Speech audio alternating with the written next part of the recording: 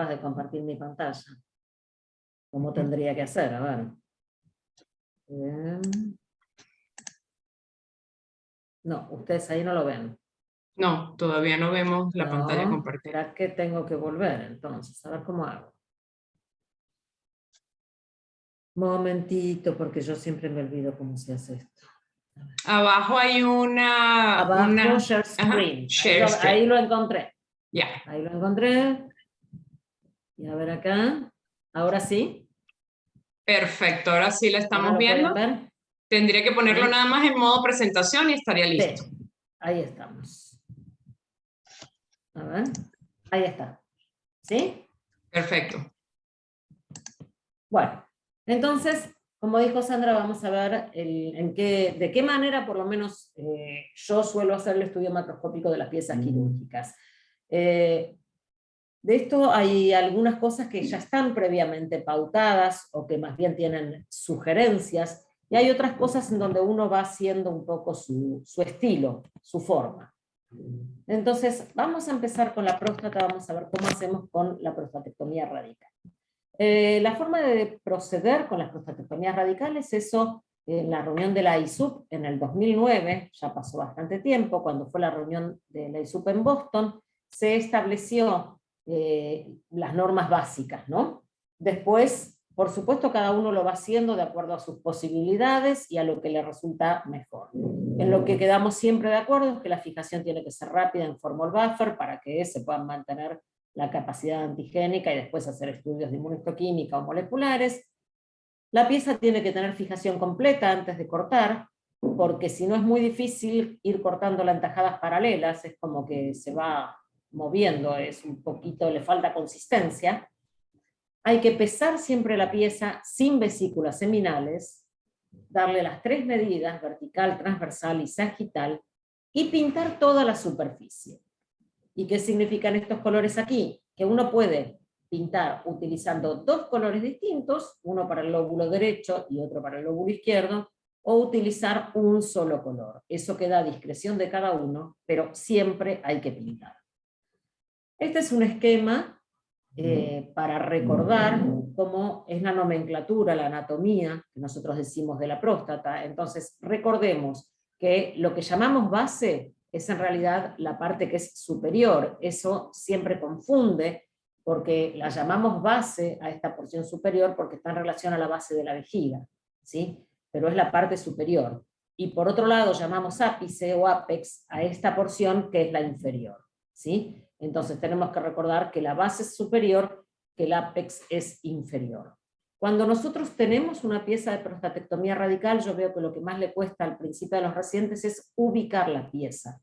Tienen que recordar que las vesículas seminales son posteriores y son un poco superiores, ¿sí? Y por otro lado, que la distancia entre la parte superior de la uretra, la parte de la base de la uretra, y la parte apical de la uretra, esta distancia es más cortita y es la anterior, ¿sí? Porque la uretra, esto no es como el cuello uterino que recorre así en forma transversal y directa, esto tiene una curvatura. Entonces, la parte donde hay un recorrido más corto es la anterior. Por otro lado, el lado posterior en general es recto, ¿sí? Entonces ya sabemos que acá tenemos base, acá tenemos ápice, la cara más redondeada y donde el camino es más corto entre los 2 extremos de uretra es anterior, y la cara que es más recta y acá tiene las vesículas es la posterior. Entonces de esa manera vamos a ubicar la próstata. Entonces acá vemos la próstata, ¿sí? Estos son las vesículas seminales que son posteriores, estos son los conductos deferentes. Esto es la base. Entonces este lado es posterior y este lado es anterior. Acá la vemos desde el otro lado, desde la cara posterior con las vesículas seminales, ¿sí? Y acá queda el pico. Si ustedes se fijan, entre la uretra que ingresa, o sea que está en la base, acá con la uretra que sale por el ápice, este camino es más corto que si pegáramos toda la vuelta desde atrás. ¿Qué pasa entonces con la próstata? La agarramos, la pintamos, y este esquema, esta pieza no es mía, este es un esquema tomado de un texto, del texto de Bostwick, ¿sí? Están pintados con 2 colores distintos. Un color de un lado y un color en el otro lado. Acá está el derecho y acá está el izquierdo. Ellos utilizan dos colores, ¿sí? En cambio, yo pinto toda la pieza con un solo color. Luego de haber pintado toda la pieza con un solo color, se seccionan las vesículas seminales, o sea que esto sigue siendo posterior. Y luego de esto vamos a seccionar base y pico, ¿sí? Base y pico, o apex, se cortan como cono, y luego que hacemos esos conos se cortan en forma sagital. El resto de la pieza de inclusión, según quedamos en aquel consenso, el resto de la pieza quirúrgica, perdón, podemos hacer una inclusión o total o parcial. Eso va a quedar a criterio del patólogo. Lo que es importante es que el patólogo siempre sea coherente con sí mismo y que lo haga siempre de la misma manera. Y además, si hace una inclusión parcial, debe especificar el método. O sea, vamos a ver. Esto es como quedan mis piezas, que yo lo hago todo con un solo color, ¿sí? Saco la base y el pico como conos, que estos después se cortan todos así. Acá presento todas las tajadas, lo corto en tajadas paralelas, cada 3 o 4 milímetros. ¿Ok? Y después, yo la oriento de esta manera. Este es el lóbulo izquierdo, este es el lóbulo derecho. Y este es un método que yo decido y que yo elijo. Yo voy a ir ingresando estos cortes, hago inclusión completa, ¿sí? Pero voy a denominarlos en este sentido de las agujas de reloj A, B, C, D. Por lo tanto, cada vez que yo mire un taco número A, sé que estoy mirando anterior izquierdo. Cada vez que miro un taco número B, sé que estoy mirando anterior derecho. ¿Sí? Cada vez que miro uno C, es posterior derecho, y cada vez que miro uno D, es posterior izquierdo. ¿Sí? De esta manera, yo soy muy repetitiva y siempre sé qué sector de la próstata estoy mirando. Algunos colegas míos siguen este mismo método, pero por ejemplo ingresan en tajadas alternas, por decir, en las tajadas 1, 3, 5 y 7 ingresan A y C. Y en las otras tajadas, en las pares, ingresan B y D. Si uno hace un ingreso, una inclusión parcial, debe guardar la reserva en forma bien ordenada, de tal modo de que si después necesita continuar e incluir más material, lo pueda tener a disposición en forma organizada. Entonces, yo numero, esto es mi método particular, se los comento para ver si les gusta, si les interesa, lo copian, si les parece que les sirve. Voy numerando estas tajadas por número, desde base hasta pico. Para mí esta es la tajada 1, 2, 3, 4, 5, 6, 7 y 8. Y cada uno de estos cuadrantes lo ingreso, por ejemplo, 1A, 1B, 1C, 1D, 2A, 2B. Entonces, bueno, así yo después voy pudiendo armar con todos los cortes, sé a qué altura estoy y sé si es anterior, posterior, derecho o izquierdo. En las vesículas seminales no es necesaria la inclusión completa. Siempre tenemos que estudiar la base, o sea, el nacimiento de la vesícula seminal, ¿sí? El taco que a nosotros nos interesa de la vesícula seminal es este, acá, donde la vesícula seminal se une con la próstata, ¿sí? No nos interesa entrar toda la vesícula seminal seriada, porque nos importa para estadificarla si a este nivel la vesícula seminal está comprometida o no. El estudio de los márgenes quirúrgicos en la prostatectomía radical es sumamente importante. Por eso es que los pintamos con tinta china. Y por eso es que tenemos que saber en qué margen estamos. Nosotros tenemos que darle al cirujano y al oncólogo la información. Si el margen quirúrgico comprometido está comprometido en un solo lugar o en múltiples, ¿cuánto se extiende ese margen comprometido? Si está comprometido en forma focal, es hasta 3 milímetros. Si está comprometido en forma extensa, son más de 3 milímetros. Y siempre la localización, por eso a mí me sirve esto de ABCD, porque yo puedo decir que está comprometido el margen posterior izquierdo, ¿sí? En el sector inferior, si yo veo que lo que tengo comprometido es en la tajada 7, el corte en D. ¿Se entiende? D para mí es izquierdo o posterior. Y si había tenido 8 tajadas y está comprometido en la 7, es en el sector inferior izquierdo posterior. El grado de Gleason que compromete ese margen, ¿sí? Si está comprometido con grado 3, 4 o 5, y si es un margen comprometido extraprostático o intraprostático, porque eso va a ser muy importante para la estadificación.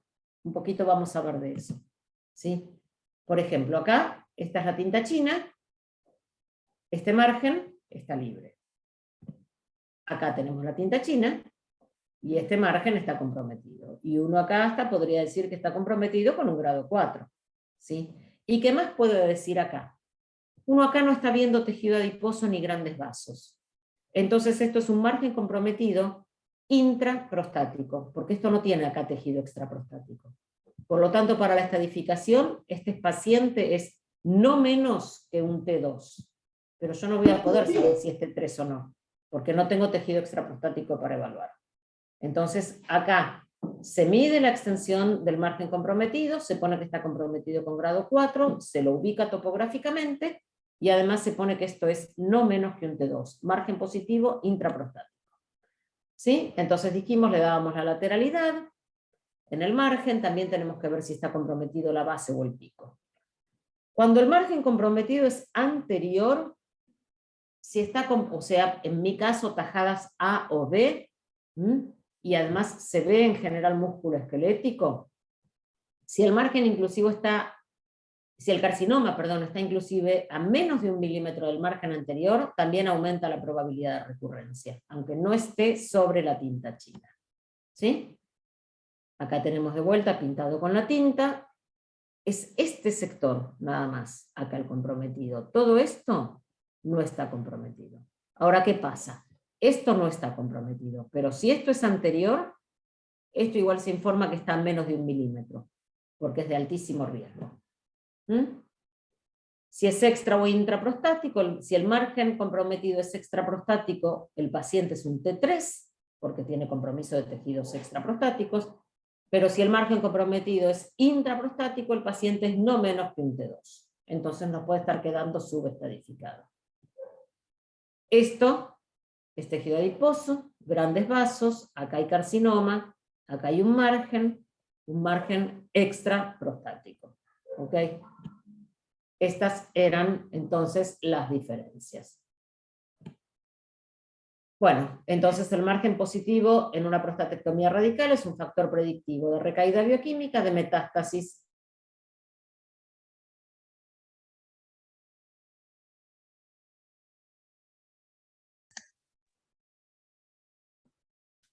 Doctora, dejamos de oírla, o por lo menos yo dejé de oírla.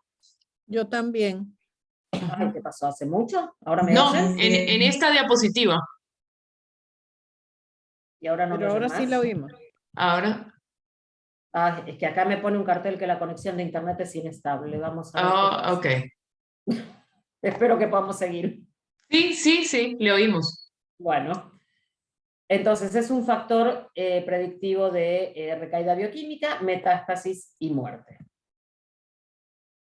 Entonces, así es como yo proceso la prostatectomía radical. ¿Qué más tenemos que decir? Por supuesto, en la prostatectomía radical, todo lo que tiene que ver con el tumor, el grado, pero eso ya son factores microscópicos, ¿sí? O sea, tenemos que dar la topografía del tumor, la medida del tumor, y después evaluar la extensión. La forma en que yo la ingreso es de esa manera. Yo hago inclusión completa, pero si no hacen inclusión completa tienen que tener el recaudo de especificar de qué manera lo hacen y de guardar en archivo o en reserva, por si es necesario después dar más ingreso, más material.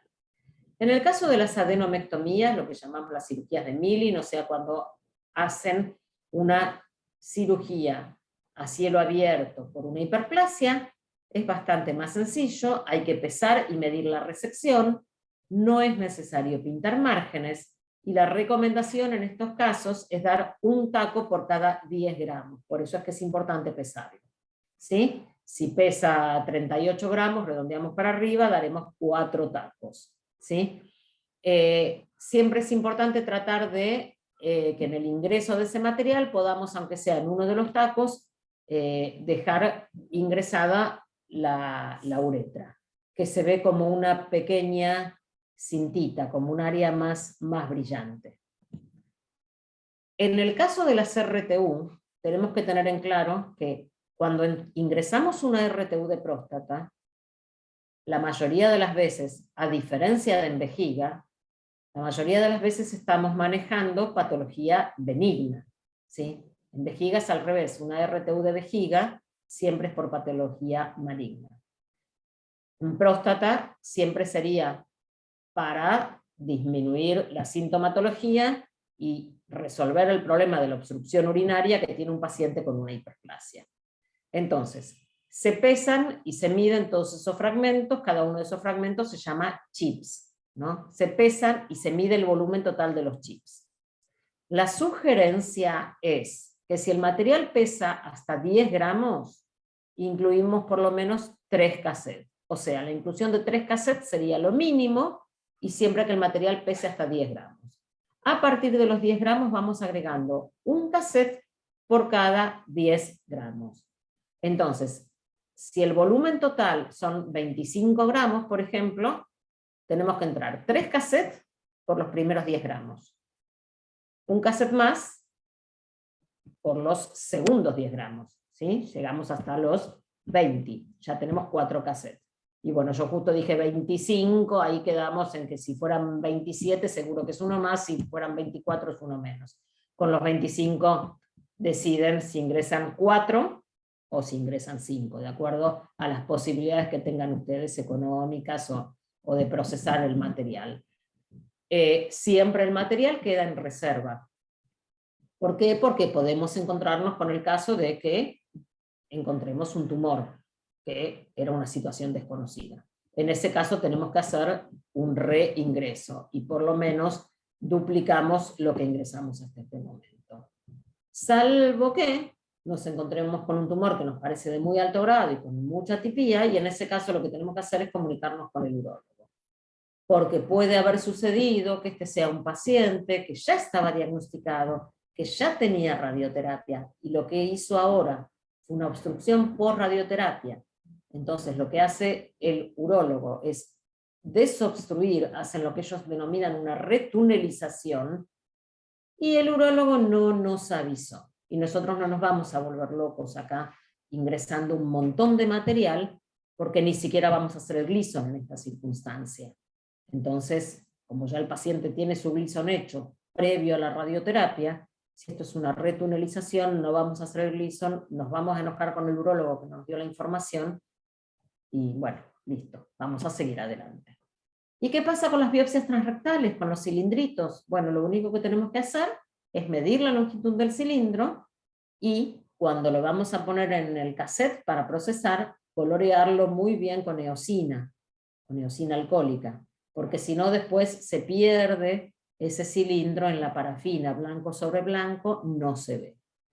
Lo ideal es en cada taco, en cada cassette, no incluir más de 2 cilindros, ¿sí? Eso es para que no se amontonen, para que no terminen armados como un plato de espagueti, todos enroscados, y dificulta la observación.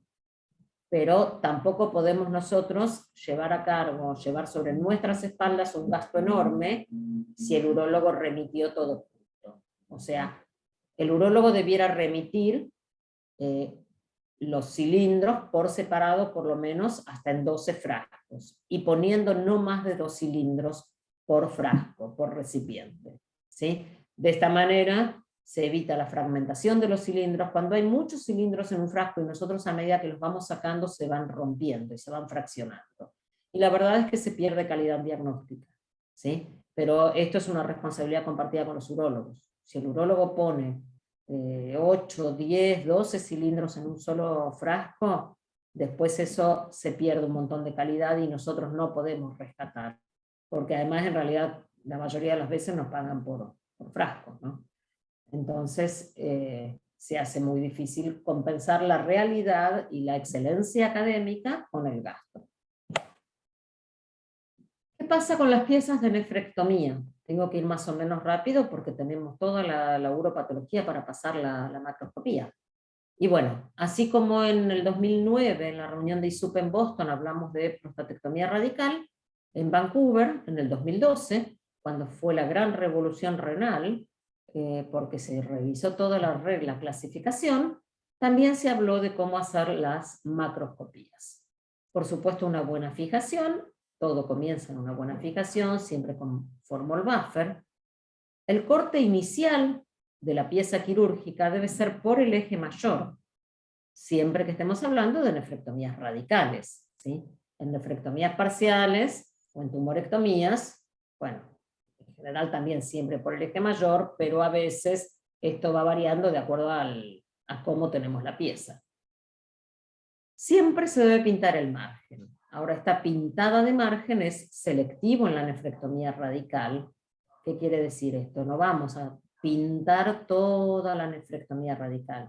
Vamos a pintar el sitio donde vemos que el tumor se acerca al margen, ¿sí? No vamos a pintar todo el riñón. Pero el margen se pinta completo en las nefrectomías parciales o tumorectomías. Y en la medida, por lo menos tenemos que hacer constar como mínimo el diámetro mayor. Esto es lo que se dijo en Vancouver. Yo personalmente anoto las 3 medidas, pero el diámetro mayor es el que debe estar. ¿Por qué? Porque el TNM pasa por el diámetro mayor y las líneas de corte son 4 centímetros, 7 y 10. ¿Sí? Hasta 7 centímetros es un T1, pero hasta 4 es un T1A. De 4,1 a 7 es un T1B.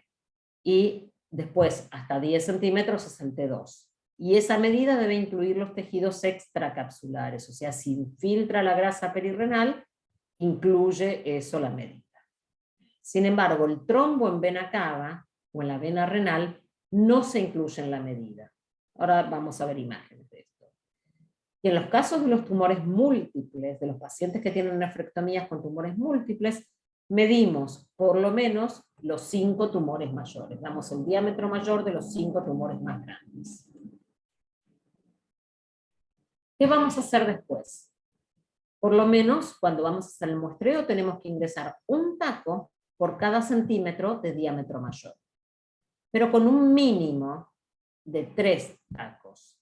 O sea que si nuestro tumor medía 2,5, igual vamos a ingresar 3 tacos. ¿Sí?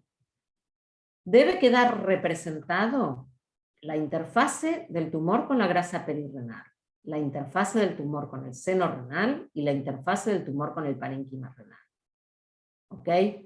Y en los casos de nefrectomías con tumores múltiples, así como dijimos que íbamos a medir los 5 tumores mayores, tenemos que hacer el muestreo de aquellos 5 tumores mayores como mínimo. Pero si después encontramos que hay otros tumores que tienen una macroscopía totalmente diferente, también tendremos que estudiarlos. Y por supuesto tenemos que estudiar la vena renal, la glándula adrenal, si vino remitida e incluida en la pieza de nefrectomía, por supuesto los márgenes, ¿sí? Y tanto el margen circunferencial si estuviera comprometido, como además el margen vascular y el margen ureteral. Respecto a la grasa perirrenal, nos tiene que quedar claro que el empuje de la grasa no significa infiltración. Que el tumor empuje la grasa no es que la está infiltrando, ¿sí? Pero si tenemos dudas, se aconsejan múltiples cortes perpendiculares en la interfase tumor-grasa perirrenal. Y lo mismo con la invasión del seno renal. El seno renal es la grasa central que está ubicada entre el sistema pielocalicial y el parénquima renal. Y es muy peligrosa su infiltración, porque a este nivel se encuentran muchos elementos linfovasculares. Entonces, un tumor que infiltra el seno renal tiene una gran chance de diseminarse. Es la principal vía de diseminación extrarrenal. Y tenemos que tener en cuenta que aquellos tumores que miden más de 7 centímetros de diámetro mayor, en el 90% de los casos infiltran esta grasa. Entonces, si macroscópicamente es obvio la infiltración, o es obvio que no está infiltrando, tanto la grasa renal como el seno renal, con un taco para representar esa área nos alcanza. ¿sí? Siempre que es obvio tanto el compromiso como si fuera obvio que está muy alejado y no lo compromete. Pero si esto no es obvio, si no es evidente macroscópicamente, entonces tenemos que dar 3 tacos de esa interfase como mínimo para estudiarla. Consideramos que está infiltrado el seno renal cuando hay o contacto directo con la grasa, o contacto con el tejido laxo que rodea el parénquima, o compromiso de cualquier espacio tapizado por endotelio. Vamos a ver acá. Estos son los esquemas de un texto de Mahul Amin, y que son esquemas muy buenos para representar qué es lo que entendemos por seno renal. ¿Sí? Entonces, este espacio y esta grasa de acá es el seno renal. Acá tenemos como si fuera el árbol pielocalicial, y acá tenemos este tejido adiposo que está acá marcado con una S porque es el seno renal. Entonces nosotros acá tenemos el esquema de un tumor y acá estamos viendo cómo compromete este seno renal. ¿Sí? Entonces, este es el espacio que nos preocupa. Por ejemplo, acá en este tumor, ¿qué es lo que vamos a evaluar? Si nosotros vamos a evaluar el compromiso de la grasa perirrenal, acá pareciera más bien que la empuja, no que la infiltra. ¿Sí? Pero si tenemos dudas de esta superficie, vamos a dar 3 tacos de esta interfase. ¿Sí? En cambio acá lo vemos bien alejado del seno renal. Aunque si tuviéramos alguna duda, ¿dónde vamos a estudiar esto? A este nivel, obviamente. Pero quizás con un taco ya representamos este área. En cambio, ¿qué pasa en este otro caso? Acá podrá ser empuje, pero sin embargo a este nivel, esto ya es infiltración de la grasa perirrenal. No necesitamos dar 3 tacos de este sector, porque acá ya macroscópicamente está constatada la infiltración de la grasa perirrenal. O sea que dando un solo corte acá, queda representada la infiltración de la grasa perirrenal. Y lo mismo sucede acá con el seno renal. Este seno renal directamente casi lo vemos desaparecido, anulado. Entonces acá está macroscópicamente comprometido el seno renal. Ya podemos dar un solo taco acá, pero ya sabemos que si ni siquiera logramos ver bien el árbol pielocalicial, este seno renal está comprometido. Entonces, acá tenemos el compromiso de la grasa perirrenal, tanto por infiltración directa, esto sería la cápsula, y acá está la infiltración de la grasa perirrenal por infiltración directa, como también cuando hace lo que llamamos este efecto bulky, este efecto que hace como una panza y se mete en la grasa perirrenal. Esto también es infiltración de la grasa perirrenal, ¿sí? Aunque no estamos viendo como acá el tejido adiposo mezclado por la neoplasia, pero este efecto bulky, esto es una infiltración de la grasa perirrenal. Y acá tenemos en el seno renal, habíamos dicho que era infiltración del seno renal, tanto el compromiso directo de la grasa, como la infiltración del tejido conectivo laxo, de esta zona de la grasa que está involucrada en la zona de la pelvis, en la zona pielocalicial, como el compromiso de cualquier espacio que esté rodeado por un endotelio. Entonces, estos son los ejemplos, de acuerdo después a lo que salió publicado después del consenso de la ISUP en Vancouver, estos ejemplos del seno renal. ¿Qué pasa con la invasión de la vena renal? La invasión de la vena renal ya es un PT3A, cuando el tumor está adherido a la pared vascular o rellena y distiende la luz tanto de la vena como de las ramas que contengan pared muscular. El margen de la vena se considera positivo cuando hay tumor adherido a la pared, y eso queda confirmado microscópicamente, ¿sí? O sea, compromiso del margen en vena no es una embolia, no es un poco de tumor que está libre en la luz, tiene que estar adherido a la pared. E invasión de la vena cava ya es un PT3C. Y también tenemos que buscar segmentos de la pared venosa. por lo menos tenemos que estudiar 2 tacos. O sea, cuando los urólogos nos mandan en un frasco aparte el contenido de la vena, nosotros tenemos que ingresar eso buscando que en ese tumor, que en eso que vemos como tumor, nosotros veamos pared venosa. A veces necesitamos hacer una actina para ver músculo, o a veces con un PAS ya lo vemos bien. Entonces, si esta es la pared vascular, macroscópicamente acá vemos muy bien que esto está infiltrando la pared del vaso, y lo reafirmamos acá, ¿sí? Esto está fijado y adherido a la pared.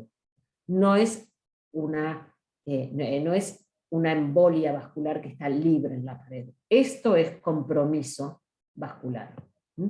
Compromiso de la pared, tanto de la vena renal como de la vena cava.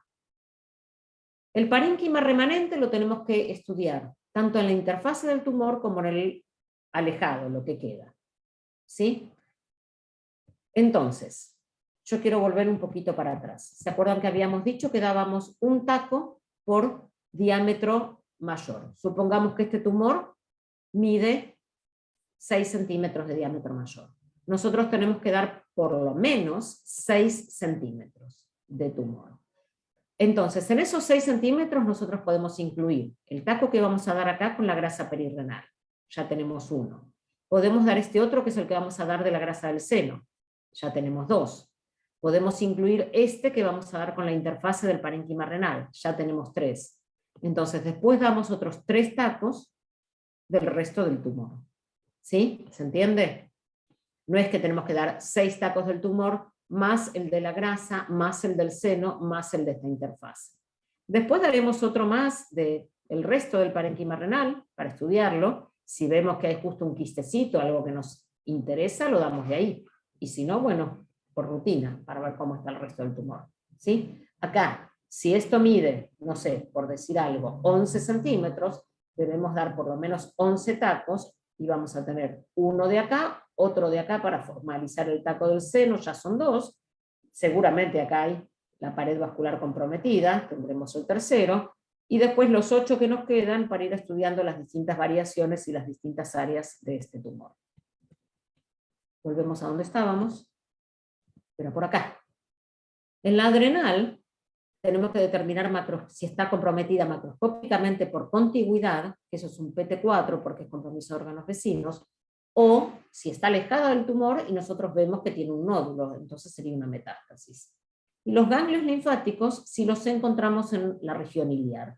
Pero esto no es como cuando estudiamos la grasa pericólica, pericolónica en un tumor, o cuando estudiamos una axila. Acá no nos tenemos que poner a disecar toda la grasa iliar. El concepto es más o menos tocarla macroscópicamente. Si nos chocamos con un ganglio, entonces lo estudiamos. Por supuesto, si el ganglio vino aparte. Pero no hay que hacer esa disección de la región iliar minuciosa que hacemos con la grasa peritumoral de un colon o con una axila. ¿Qué pasa entonces con la cistectomía radical? Ya dejamos el riñón, ya dejamos la próstata. ¿Cuándo nosotros recibimos una cistectomía radical? Cuando el paciente tiene por lo menos un T2. Mientras el paciente tenga hasta un T1, que son los tumores que no comprometen la pared muscular, el paciente va a seguir siendo tratado con RTU, quimioterapia endocavitaria, RTU, quimioterapia endocavitaria. Cuando el paciente tiene un T2, o sea que infiltra el músculo, y desde acá puede infiltrarlo poquito, mucho, muchísimo, T3, órganos vecinos, T4, acá el paciente ya va a ir a una cistectomía radical. Y la cistectomía radical es diferente de acuerdo se trate de una mujer o de un hombre. ¿Por qué? Porque la cistectomía radical nunca es la resección solo de la vejiga. También se va a llevar los órganos vecinos. Cuando estamos hablando de una mujer, va a ser una cisto, anexo, histerectomía, más pared anterior de vagina. O sea, para sacarle la vejiga y hacer una cistectomía radical a una mujer, también nos vamos a llevar el útero, la pared anterior de la vagina, y nos vamos a llevar los anexos. Todo esto es lo que significa cistectomía radical femenina, ¿sí? O sea, lo tenemos acá. Acá está visto desde la cara uterina, acá tenemos el útero, los anexos, y por delante quedó la vejiga, y acá lo tenemos visto, la vejiga, que acá está abierta, con el tumor, y por allí quedó el útero, y los anexos. En cambio, en un varón, lo que vamos a hacer es una cistoprostatectomía. Sabiendo que cuando hablamos de prostatectomía también hablamos, por supuesto, de vesículas seminales, ¿sí? Entonces, ¿qué va a cambiar acá? Si esta es la vejiga y esta es la uretra, cuando nosotros queremos estudiar el margen de esta resección, la uretra, el margen de uretra está acá, ¿sí? No está acá. El margen de uretra va a ser el pico de la próstata. En ambos casos, acá queda el recto, y el recto no se saca, no se toca, ¿sí? O sea que salen ciertamente órganos genitales, tanto el útero como los anexos en la mujer, como la próstata y vesículas seminales en el hombre. Acá tenemos entonces una cistoprostatectomía. Esta es la vejiga, y aquí abajo está la próstata, la uretra, y esto es posterior porque acá están vesículas seminales. ¿Ok? Entonces, ¿qué vamos a tener que hacer? Vamos a medir todos los órganos, por supuesto, que van a depender si es hombre o mujer. Vamos a pintar el margen circunferencial, pero no lo vamos a pintar en toda la pieza de resección, sino en el lugar en donde nos estamos encontrando con el tumor, para asegurarnos que vamos a estudiar el margen circunferencial de esa pieza quirúrgica. ¿Por qué? Porque tenemos que estudiar los márgenes ureterales, tenemos que estudiar el margen de la uretra, que en el hombre va a ser el pico prostático, en la mujer no, es el margen de la uretra, y el margen circunferencial, la superficie peritoneal, cuando está cerca. Acá vamos a necesitar siempre la ayuda del urólogo. Cuando sacan la vejiga, si el urólogo no nos repara el uréter enseguida se retrae, se mete y se nos pierde en la pieza quirúrgica. A veces lo podemos encontrar y a veces no. Entonces es bueno que el uréter venga ya ligado con un hilo, y uno puede tirar de ese piolín y sacar el uréter. Si no, hace como un efecto cabeza de tortuga, cuando la tortuga mete la cabeza en el caparazón, y uno podría intentar buscarla, uno sabe que está ahí, pero no se ve. Bueno, así se mete el uréter en la pared de la vejiga y no se ve. Acá tenemos ejemplos de por qué es importante estudiar el uréter. En estos casos vinieron reparados, se pudo sacar, son los uréteres de la misma pieza quirúrgica. Fíjense que este uréter es normal, y acá se lo ve con el músculo, y el urotelio está bien, y en este caso este uréter tiene carcinoma in situ, y está muy dilatado. Y este es un dato importante para la sobrevida del paciente. Tenemos a mayor aumento el uréter que se veía normal, y acá a mayor aumento el uréter con el carcinoma in situ. En cuanto al tumor o a los tumores que vengan en esa pieza quirúrgica, porque el tumor de vejiga suele ser multifocal y multicéntrico, tenemos que ubicarlos, anterior, posterior, derecho, izquierdo, en techo o en piso, dar el tamaño, describir cómo es la superficie, si es exofítico, o si es endofítico, o exoendofítico, qué profundidad de infiltración le vemos nosotros, y el muestreo va a ser de un taco por cada centímetro de diámetro de ese tumor. Ojo, entrar en estado de desesperación total y absoluta cuando encontramos una pieza de cervical que no... Y ahí hablar con el urólogo, ¿sí? Porque muchas veces los pacientes hacen quimioterapia previa, y entre la quimioterapia y la reducción del tumor que le hicieron por la RTU, a veces no queda.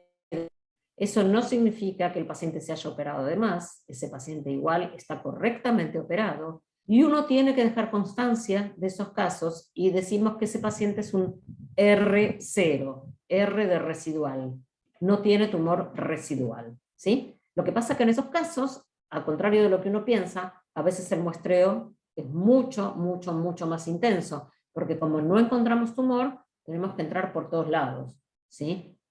Para ver si había después carcinoma in situ o para estar seguros que no hay foquitos pequeños de infiltración, ¿sí? Pero no desesperar, hablar con el urólogo antes de entrar a la pieza quirúrgica si ustedes no encuentran tumor, porque el urólogo lo que nos puede dar es la ubicación de ese tumor, y decirnos, no, estaba en la cara posterior o estaba en la cara lateral derecha, y uno estudia mejor esa zona.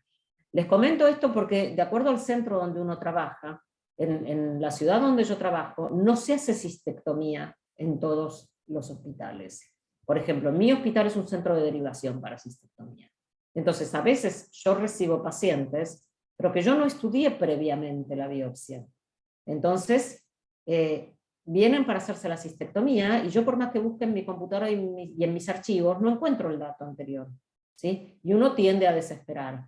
Y ahí tiene que entrar en comunicación y decir después, bueno, en realidad este paciente va a andar muy bien, porque esto fue un éxito de su tratamiento previo, y por suerte se pudo operar en estado de R0 y consolida el tratamiento, ¿sí? Pero no destruyan la pieza. A mí me pasó tener que después tratar de ver cómo rearmar piezas que los residentes desesperados desarmaron, ¿sí? A todos nos pasó. Bueno, no desesperen si no encuentran tumor. Eso puede haber sido un éxito de la medicina, no un error de la medicina. Otro es este caso, en donde en realidad es todo tumor. Acá está abierta la vejiga y está todo esto ocupando la luz de la vejiga. Este paciente no tenía un tumor músculo infiltrante. Entonces, desde ese punto de vista, podría no haberse hecho la cistectomía. Sin embargo, ¿por qué se hizo la cistectomía? Por volumen tumoral. Esto era imposible resecar por RTU y había que sacarle la vejiga. Y estos son los casos que hablábamos antes. Los tumores suelen ser múltiples. A ver, esta es la vejiga, la uretra y la próstata. Este es el margen. ¿Ok? Fíjense cómo acá aparecen como cuerdas tendinosas, porque esta es una vejiga a su vez de esfuerzo y hace divertículos. Estas son las lesiones asociadas, porque tiene este tumor enorme que le obstruye la salida, le obstruye la uretra, ¿sí? Esto es vesícula seminal. Entonces, si nosotros tenemos que ubicar, esto es anterior. Está en piso y anterior, uno de los tumores. Acá hay otro tumor que más bien está en techo. Y después tenemos divertículos por varios lados, ¿sí? Y siguen apareciendo, vamos a sacar esto acá, siguen apareciendo más tumores, ¿sí? Esta es la otra mitad de esto. Acá está la vesícula seminal, o sea que esto sigue siendo anterior. Pero acá aparece este también enorme en cara posterior. Y este parece acá infiltrar toda la pared muscular, ¿sí? Acá vemos cómo ocluye toda la luz. Esta es la uretra, y hacia abajo tendríamos, quiero sacar esto, tenemos el pico prostático, y nosotros vamos a tener que estudiar además todo este camino de uretra para ver si la próstata acá está infiltrada. ¿Cómo puede estar infiltrada? La próstata puede estar infiltrada, digamos, así por continuidad. Este tumor se mete en la próstata, o la próstata puede estar infiltrada porque el tumor venga por la uretra y se meta para acá. Entonces, como si esto fuera un cuello uterino, nosotros tenemos que estudiar todo este camino y ver si esta uretra cómo está comprometida o no. Y además la próstata, porque además cada tanto nos encontramos de casualidad que tiene además un 3+3. Tenemos que estudiar todos estos divertículos, o por lo menos los más representativos, y vamos a elegir para estudiar los que veamos que tienen la mucosa más blanca, porque además en los divertículos se pueden hacer variantes escamosas. De la mucosa restante, entonces, ¿qué vamos a estudiar? Las lesiones, como dijimos, los divertículos, y si no hay lesiones, vamos a estudiar siempre paredes laterales, anterior y posterior. Un taquito de cada lugar. Está recomendado estudiar dos tachos, ay Dios mío, 2 tacos del techo, estoy como en el trabalengua, no sé si ustedes lo usan, de María Chucena, que te echaba su chuza, 2 tacos del techo y 2 tacos del trígono. Bueno, acá estamos entonces para recordar lo que es el trígono. Los uréteres desembocan por la pared posterior. Acá, los uréteres no desembocan exactamente arriba. Entre la desembocadura de los uréteres y la uretra, este espacio es el trígono. Esto es un repaso anatómico, ¿sí? Entonces, en el trígono tenemos que estudiar 2 tacos. 2 tacos del techo, pared lateral pared lateral, pared anterior, que acá la sacamos para el esquema, y pared posterior. ¿Ok? Además del tumor. La uretra, como dijimos antes, el margen en la uretra femenina estaría acá, en la masculina va a estar acá. Y si esto tiene acá una próstata, esta mucosa uretraria. De los otros órganos, el útero, los anexos, pared anterior de vagina, pero acá no se enrosquen. La vez pasada me quería morir porque un residente mío, además como ese útero tenía leiomiomas y no sé qué y no sé cuánto, bueno, había más tacos del útero que de la vejiga. No se enrosquen con eso, ¿sí? Es un estudio oncológico de todo eso. Sí, si tiene un leiomioma le dan un taco, pero bueno. Y de la próstata hay que estudiar la uretra prostática, zona central, zona periférica, las vesículas seminales y las venas infiltradas sobre todo, y si la pieza incluye ganglios. Si el urólogo se olvida de avisarle que le mandó los ganglios, en general no están en esta grasa de acá, ¿sí? Están en esta grasa de acá abajo. O sea que revisen esta grasa, no esta grasa perivesical de acá arriba, que si el paciente además es obeso es un montón de grasa. La grasa perivesical, si los ganglios son, esa que les dije ahí abajo, ¿no? Si los ganglios son macroscópicamente positivos, con dar un corte de ese ganglio alcanza. Si los ganglios macroscópicamente son negativos, sugerimos la inclusión completa. Igual siempre son pocos ganglios, no son un montón. En el informe entonces van a tener que poner la cantidad de tumores, el tamaño tumoral, la ubicación de los tumores, el tipo histológico, el grado histológico, el nivel de infiltración, la invasión vascular angiolinfática, los márgenes si estaban libres, si tienen carcinoma in situ o si tienen carcinoma invasor, los ganglios, si hay compromiso de estructuras vecinas, o sea, próstata, útero, anexos, y si hay lesiones asociadas, divertículos o lo que fuera, no sé si estoy titulando quística. La cistectomía parcial, que es en general la que se hace por tumores de Uraco, pintan los márgenes, dan el tamaño de la pieza y describen el tumor, el tamaño, la forma y el nivel de penetración. Fíjense que esto es una cistectomía parcial, ¿sí? Con un tumor acá, entran hasta ahí, hasta esa grasa, pero en general si son tumores de Uraco, además vienen con la piel y el ombligo, ¿sí? Y lo tienen que estudiar todo ese trayecto. Bueno, si en vez de ser una pieza quirúrgica de cistectomía, lo que les mandan es una RTU, recuerden, RTU de próstata en general, lesiones benignas. RTU de vejiga es por un carcinoma. Sacan todo el material, lo miden en las 3 dimensiones y tienen que hacer la inclusión completa de todo este material, porque tienen que buscar ahí divergencias, tienen que buscar músculo detrusor, es muy difícil. Si lo que tienen es un mapeo vesical por un paciente que está en seguimiento, y entonces le hacen un mapeo, el mapeo vesical quiere decir que el urólogo le saca una toma de techo, toma de piso, toma de trígono, toma de cara lateral izquierda, cara lateral derecha y de uretra, miden cada una de las muestritas, 0,2 centímetros, 0,3 centímetros, 0,2, 0,1, 0,3, colorean la muestra con eosina, las incluyen todas por separado o como vienen referenciadas y listo, no hay mucho más para hacer. ¿Y qué pasa con las piezas de orquiectomía? En las piezas de orquiectomía, en la pieza quirúrgica, ustedes miden el cordón espermático, tanto en su longitud como en su diámetro, y el testículo. El cordón lo tienen que estudiar como mínimo a la altura del sumargen y a la altura de la inserción en el testículo. Opcional, le dan un taco más en el medio. Pero siempre estudian el cordón con una hoja de bisturí nueva, para no contaminarlo, ¿sí?, con el tumor de testículo. Y conviene, cuando empiezan a estudiar la pieza, estudiar primero el cordón y después el testículo. En el testículo miden el tumor, ya habían medido antes el testículo, lo habíamos dicho acá, miden el tumor por lo menos 2 dimensiones y le van a dar un taco por cada centímetro de diámetro mayor. Siempre van a estudiar el parénquima remanente, retetestis, epidídimo y el mediastino testicular. O sea, esta es la pieza de orquiectomía.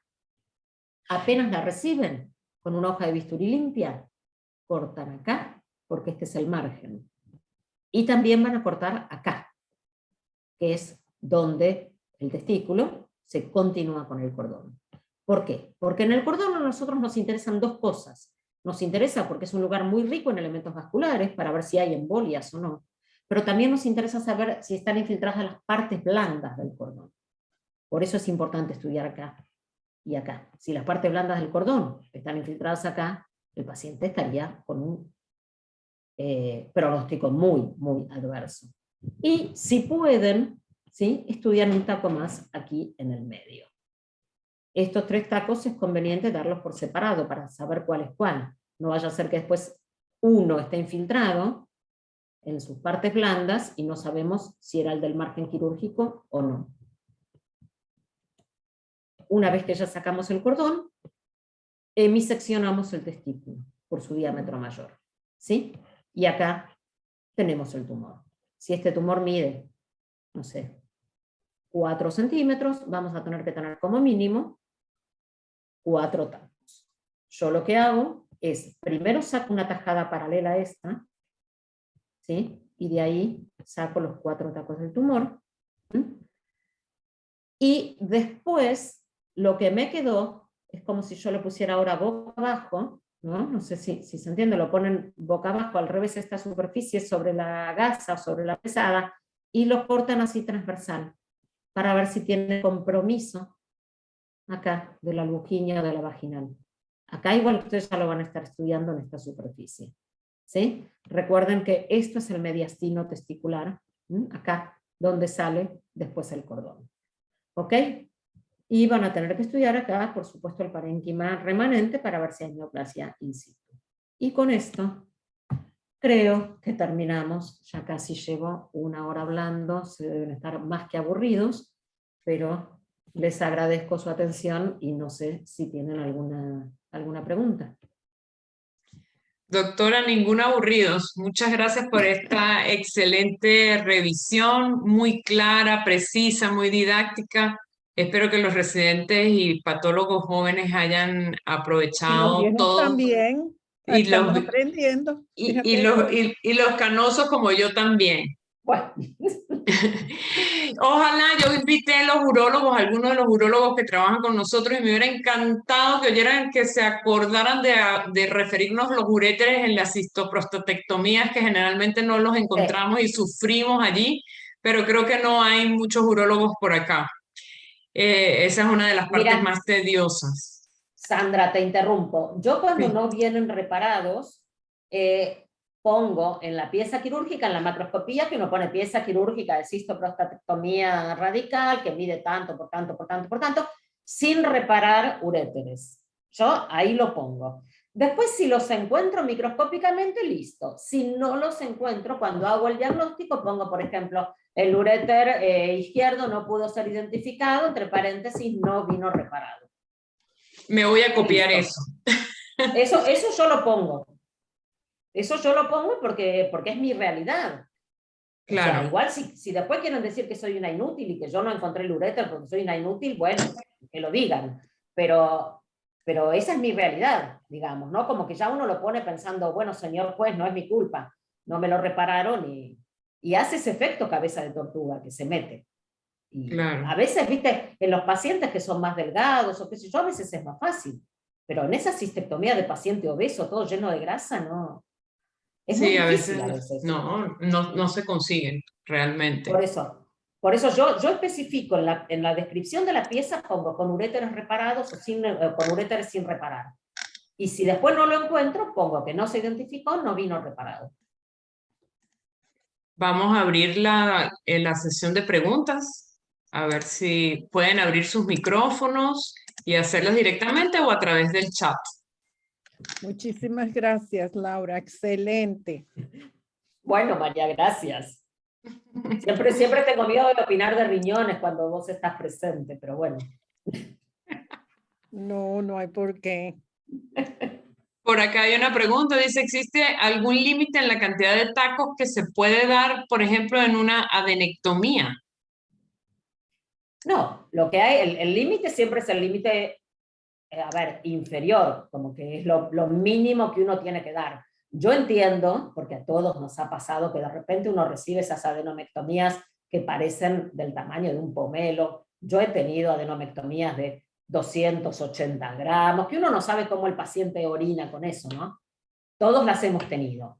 La realidad es que uno dice, si el protocolo es un taco cada 10 gramos, voy a dar 28 tacos de una adenomectomía.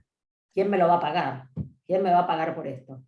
Y bueno, uno capaz que puede empezar por un poco. Lo correcto es eso, el protocolo es uno cada 10 gramos.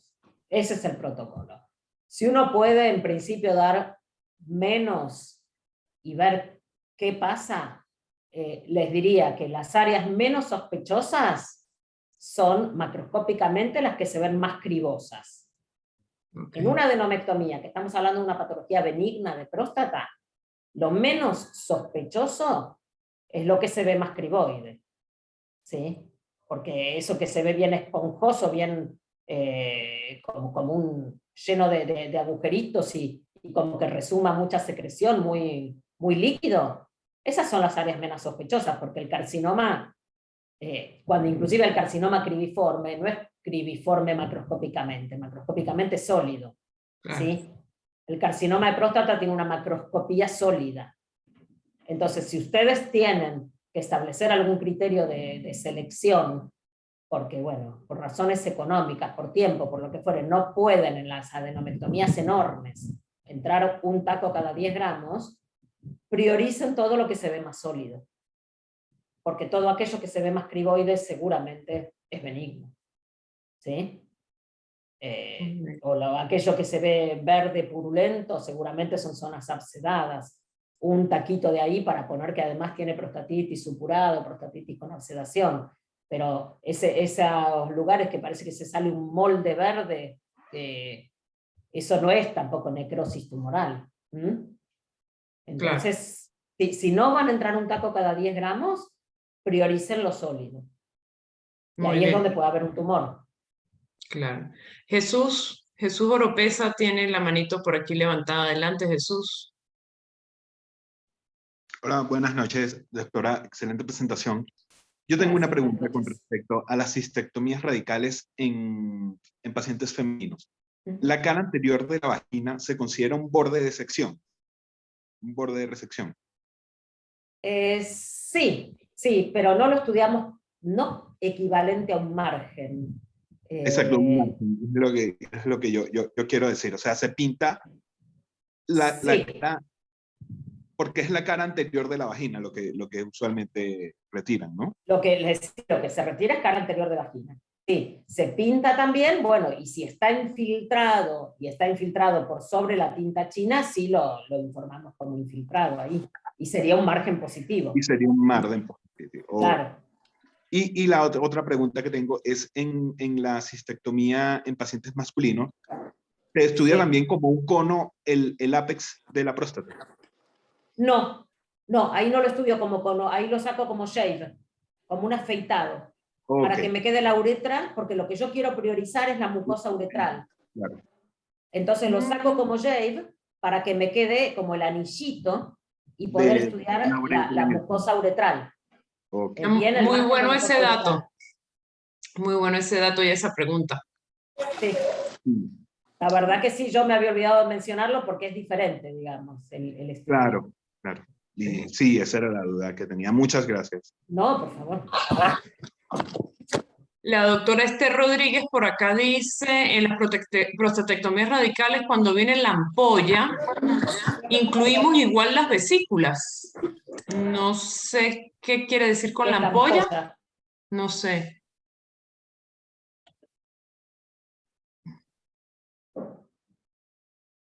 No sé, yo tampoco sé a qué se refiere esa denominación. No sé a qué se refiere, doctora, si nos puede aclarar a qué se refiere la ampolla. Perdón, buenas noches, es que tenía dificultad aquí. La ampolla del conducto deferente. Muchas veces te envían la prostatectomía, igual las vesículas seminales y conductos. Entonces, ¿cómo lo vamos a incluir? ¿Igual como en la vesícula? Sí, pero uno lo le ponemos, o sea, en la vesícula seminal incluimos la base de implantación. Sí. Sí, Ok. y ahí hacemos el corte directamente seguido y agarramos también el conducto deferente. Exacto, ok, era eso. Gracias. No, por favor. Bueno, no sé si hay más preguntas por acá, pero creo que bueno, yo estoy encantada con la charla y realmente siempre digo que de las piezas más difíciles de manejo en anatomía patológica está la cistoprostatectomía radical o la cistectomía radical cuando es en el sexo femenino y los Whipple. Cuando uno ya sabe que en el plan quirúrgico están esas dos cosas, dice, ay, Dios mío, ¿me tocará a mí? Sí, bueno. Muy, muy buena y muchísimas gracias, doctora, por aceptar la invitación y acompañarnos en esta oportunidad a No. compartir con nosotros. Por favor, muchísimas gracias a ustedes y bueno, Sandra, igual siempre estamos conectados y cualquier cosa tienen mi mail que se los puede facilitar si quieren cualquier duda que tengan, no hay problema, estamos siempre, siempre conectados. Muy bien, pues muchas gracias. Nos vemos el próximo martes con Nos nuestra vemos el amiga, la martes. doctora Merino, y Bueno. los tumores renales. Gracias, buenas Gracias a noches. todos. Hasta luego.